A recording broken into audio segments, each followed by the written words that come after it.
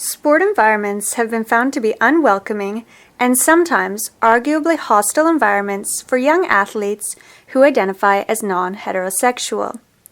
In turn, there's limited understanding of how parents who identify as LGBTQ renegotiate the sport domain to support their children's involvement in a culture that may not have been inclusive in their own childhood.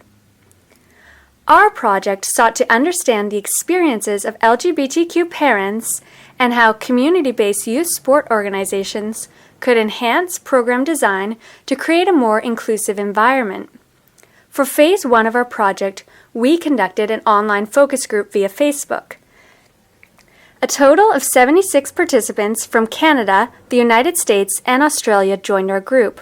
For 4 weeks, we asked 2 questions per week. Participants were invited to respond to our questions, as well as to build discussion and learn from one another via the group. Through our study, we found several themes.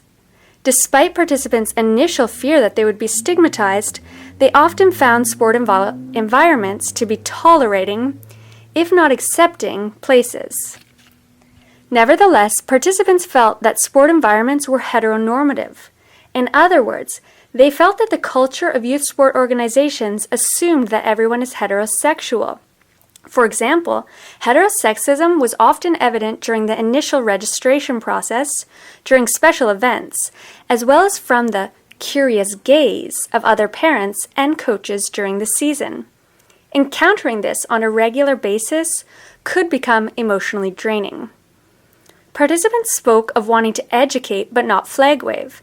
In order to protect their children from potential embarrassment, many avoided being openly vocal about program changes that could be more inclusive of their diverse family unit.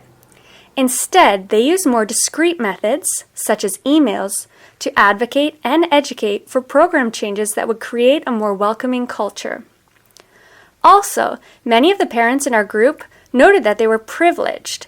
They felt that LGBTQ parents living in less affluent neighborhoods or those without social support might experience more overt acts of discrimination and prejudice.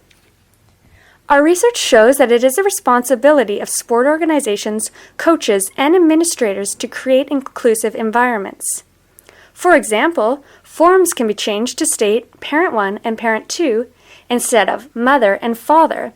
Through our research, we advocate making the everyday invisible oppression visible through advocacy and education about inclusive environments.